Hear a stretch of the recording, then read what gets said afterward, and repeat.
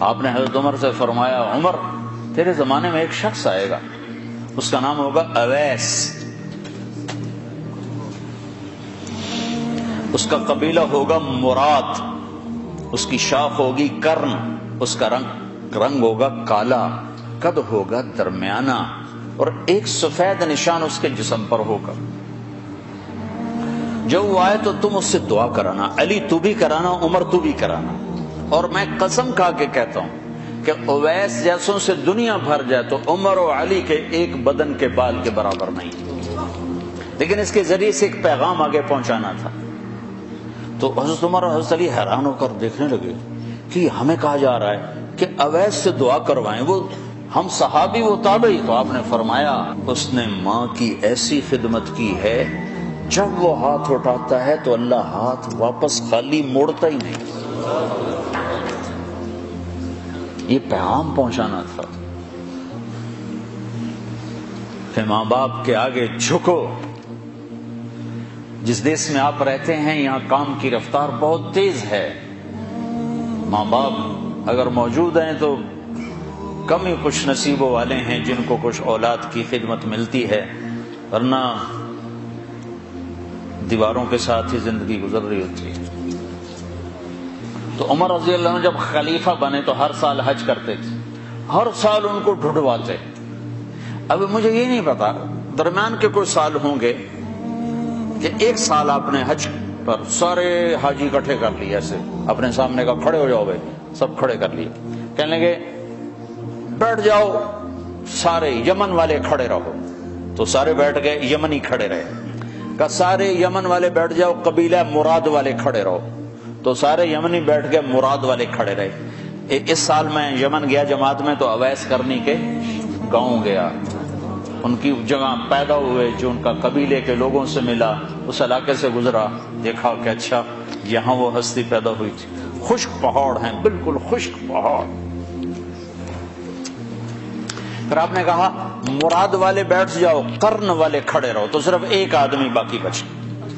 تو آپ نے اس سے پوچھا تم قرنی ہو؟ کہ جی ہاں۔ اویس کو جانتے ہو؟ کہ جانتا ہوں، میرا سگا بھتیجا ہے، میرے بھائی کا بیٹا، لیکن وہ تو تھوڑا پاگل سا ہے، آپ اس کا کیوں پوچھ رہے ہیں؟ تو عمر رضی اللہ تعالیٰ عنہ رونے لگے، کہا وہ نہیں، تو پاگل نظر آتا ہے۔ پھر آپ نے پوچھا کدھر ہے؟ آیا ہوا ہے حج میں؟ ہے؟ کہ جی ہے۔ کدھر ہے؟ کہ جو اونٹ چرانے نکلا تھا عرفات کی طرف۔ تو حضرت عمر نے حضرت علی کو ساتھ لیا اور دوڑ لگائی اور پہنچے عرفات کی طرف۔ تو دیکھا تو ایک آدمی ایک کیکر کے درخت کے نیچے نفل پڑ رہا اور اونٹ اس کے چاروں طرف چل رہے۔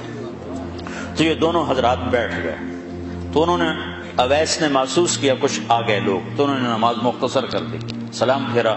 تو حضرت عمر نے پوچھا کون ہو بھائی؟ کہا جی مزدور ہوں۔ کہ تیرا نام کیا ہے؟ کہا جی اللہ کا بندہ۔ کہا بھائی ہم سب کے بندے ہیں، میں پوچھ رہا ہوں جو نام تیری ماں نے تیرا رکھا وہ کیا ہے؟ تو وہ تو پہچانتا نہیں تھا کہ عمر کون ہے، علی کون ہے، وہ تو پہلی دفعہ حج پہ تھا۔ وہ کہنے لگا تم کون ہو میرا انٹرویو کرنے والے؟ انٹرویو تو میں اپنی طرف سے کہہ رہا ہوں۔ کہا تم کون ہو میرا پوچھنے والے؟ تو حضرت علی بولے یہ امیر المومنین ہیں عمر بن خطاب اور میں ہوں علی بن ابی طالب۔ پھر وہ ایسے ایک دم گھبرائے، دونوں کو سلام کیا، میں معذرت چاہتا ہوں میں نے پہچانا نہیں۔ تو عمر رضی اللہ عنہ نے فرمایا ہاتھ اٹھا، ہاتھ اٹھا۔ برمنگم والوں کو پیغام پہنچے کہ ماں کی خدمت کیسے کی جاتی، کہ عمر جیسا ہاتھ اٹھوا رہا ہے، علی جیسا، علی جیسا۔ تو وہ کہنے لگے میں آپ کے لیے کیسے ہاتھ اٹھاؤں، میری اوقات ہے کہ میں آپ کے لیے دعا کروں؟ کہاں، ہمیں ہمارے نبی کا حکم تھا کہ اویس آئے تو اس سے دعا کروانی ہے، کہ جب وہ ہاتھ اٹھاتا ہے تو وہ ہاتھ خالی نہیں آتے۔ کس وجہ سے؟ تہجد، جہاد، تبلیغ، ذکر، تلاوت، تسبیح، حج، عمرے، نمازیں، روزے، ذکر، تلاوت۔ کس وجہ سے؟ نہیں، ان میں سے ایک وجہ بھی نہیں، ماں کی خدمت کی وجہ سے۔ صرف پونڈ ہی سب کچھ نہیں، مائیں بھی بہت کچھ ہے۔ صرف پونڈ ہی سب کچھ نہیں ہے، باپ بہت کچھ ہے۔